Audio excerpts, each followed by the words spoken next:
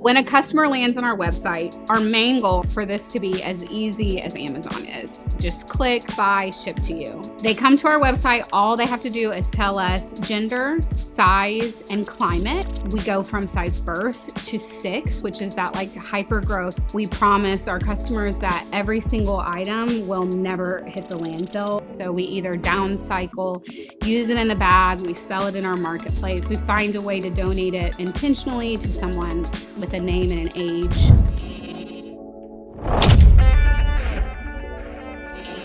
When we found out that we were going to be in the New York Times, I kind of had a panic moment. Like, it's one of those like, oh, we probably need to figure out how to scale this business. And we had been to the San Antonio Startup Week and met Matthew. And I literally called him just panicking.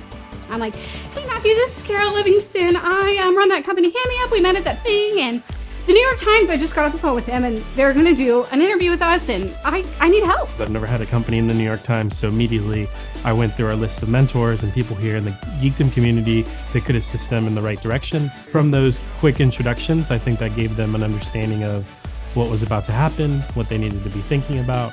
Shout out to Mary and Iris, some of our mentors here at Geekdom that provided some of that quick support. Matthew was so level and he was like, okay, well, tell me a little bit more about the New York Times, like kind of confirming that was really what was going to happen. He's like, just so calm. It takes a grind. And so these big, media coverage, it gives you like a little pep in your step, a little bit of momentum that we're so grateful for. Because it really, I think being an entrepreneur sometimes is like a race against the clock. Like, can you give enough time, resources, energy to it to get it to a point where you're seeing the reward back? And the media coverage has definitely helped us get there faster, for sure.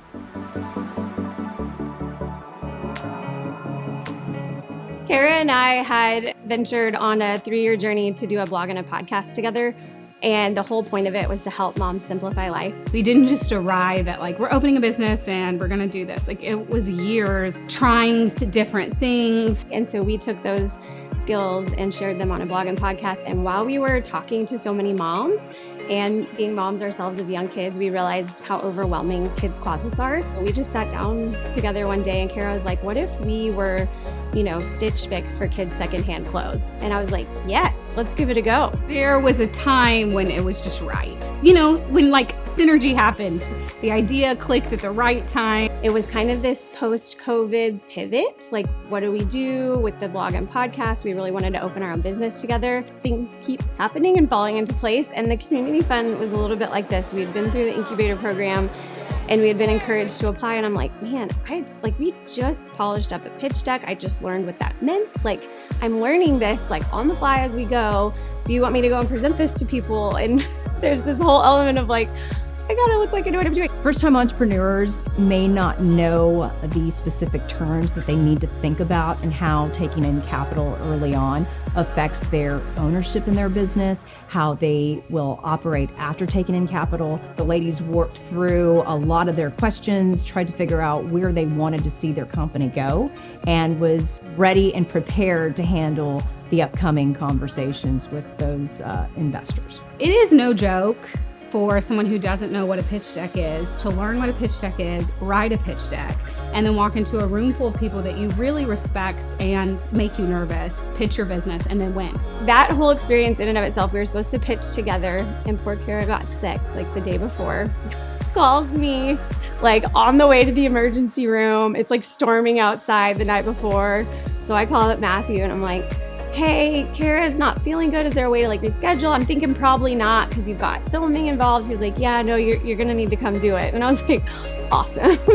So I just went down to Geekdom in the rain with my little blazer on and my rack of clothes and did it. So hi, I'm Nicole, one of the co-founders of Hand Me Up.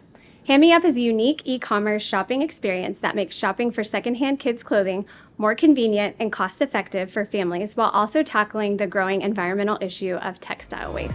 It was a blast, and I was super nervous, probably one of the most nerve-wracking experiences I've had. It was a little bit unbelievable when we heard that we won. And it does a lot for your confidence in your idea and your business and all of that. So it's been really great for us. I love watching female founders build. I think they are very strategic. They are more conservative than most would think, but boy, when they set out on a mission, they will hit their mark. And I love watching Kara and Nicole take that to the next level, and they're becoming really strong community role models for all of our female founders and network. One of the things that we are gently educating our consumer about is just the overproduction of textiles.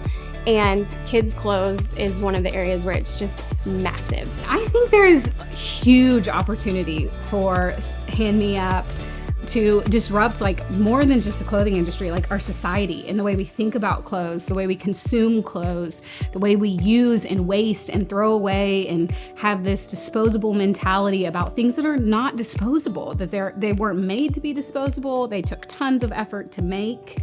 The amount of kids' clothes that are produced that are worn once or twice and then either trashed or just like dumped at Goodwill is insane. If people can just use the clothes we have in circulation, it matters. We really want to prove this model works because I think it really can disrupt the clothing industry.